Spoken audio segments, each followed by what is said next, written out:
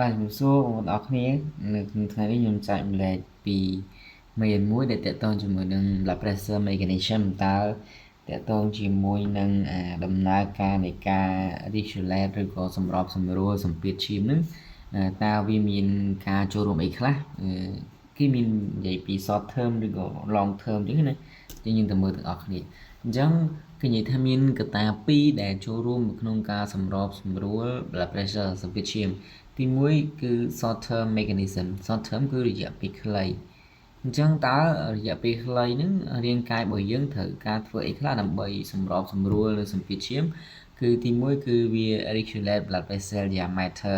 វាសម្របសម្រួលទៅលើ diameter របស់សរសៃឈាមពីទៅប្រាស់ដែលយើងដឹងថាបើសិនបើសរសៃឈាមរីកធំនឹងវាធ្វើឲ្យសម្ពាធឈាមចុះទាបហើយបើសិនបើសរសៃឈាមរបស់យើងរួមតូចគឺវានឹងធ្វើសម្ពាធឈាមកើនឡើងនេះគេនឹងសម្របសម្រួលដើម្បីសារ៉េនៅសម្ពាធឈាមយ៉ាងណាដើម្បីឲ្យវាប្រែប្រួលឧទាហរណ៍ថាបើសិនបើសម្ពាធឈាមយើងវាឡើងខ្ពស់អញ្ចឹងសរសៃឈាមរបស់យើងត្រូវរីកធំឲ្យដើម្បីធ្វើម៉េចដើម្បីបញ្ចុះសរសៃបញ្ចុះសម្ពាធឈាមតែបើសិនបើសម្ពាធឈាមចុះទាបយើងអត់គិតពីកត្តាអីផ្សេងទេណាសម្ពាធឈាមចុះទាបចឹងសរសៃឈាមត្រូវរួមតបទៀតដើម្បីធ្វើឲ្យសម្ពាធឈាមនឹងវាឡើងតមកទៀត heart rate and contractility តើតើជាមួយនឹងល្បឿននៅក្នុងការកន្ត្រាក់ហើយនឹងតើតើជាមួយនឹងកម្លាំងនៃការកន្ត្រាក់គឺវាត្រូវតែកន្ត្រាក់ឲ្យញាប់ហើយនឹងកន្ត្រាក់ឲ្យមានកម្លាំងខ្លាំងជាងមុនដើម្បីបាញ់ឈាមទៅកាន់សរសៃឈាមនេះនឹងឲ្យតែបើសិនបើមានតែការសម្របសម្រួលពីសរសៃឈាមហើយមានការសម្របសម្រួលពី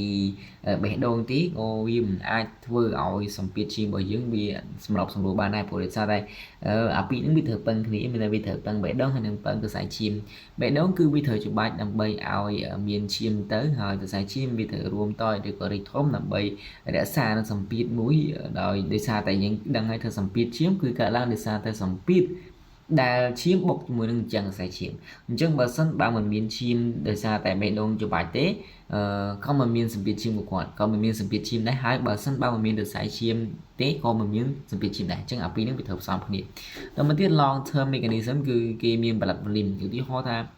បើសិនបើបាត់ឈាមហើយវាធ្វើឲ្យសម្ពាធឈាមប្រែប្រួលគេត្រូវដាក់សម្ពាធឈាមព្រោះអស់នេះគេឲ្យថ្នាំរយៈពេលខ្លីទេប៉ុន្តែបើសិនបើយើងអត់ដោះស្រាយពីមូលហេតុវាពី cause វាអញ្ចឹងគឺវាអាចនឹងពិបាកអញ្ចឹងឲ្យ cause វាច្រើនវាមិនកើតឡើងដោយសារតែបេះដូងបើសិនបើកើតឡើងដោយសារតែបេះដូងខ្សោយអានឹងយើងត្រូវដោះស្រាយបេះដូងទៅតែបើសិនបើកើតឡើងដោយសារតែការបាត់បង់ឈាមយើងត្រូវដាក់ឈាមបន្ថែមឬក៏ regulate ទៅលើសម្ពាធឈាមឬក៏សារធាតុរាវនៅក្នុងរាងកាយទៅអញ្ចឹងវាមាន short term វាមាន long term ហើយយើងដឹងហើយថា blood pressure សម្ពាធឈាមកើតឡើងពីការចាក់ output គុណជាមួយនឹង peripheral resistance អញ្ចឹង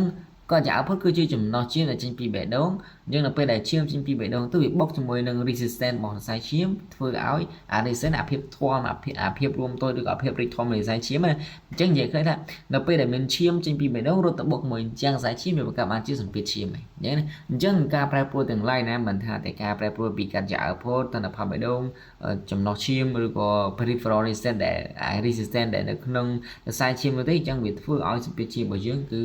ប្រែប្រួលទាំងអស់ហ្នឹងអញ្ចឹងកត្តាទាំងអស់ហ្នឹងវាចូលរួមផ្សំគ្នាអូខេអញ្ចឹងយើងនឹងសម្អិតទៅចំណុចមួយទៀតនៅពេលមេរៀនបន្តទៀត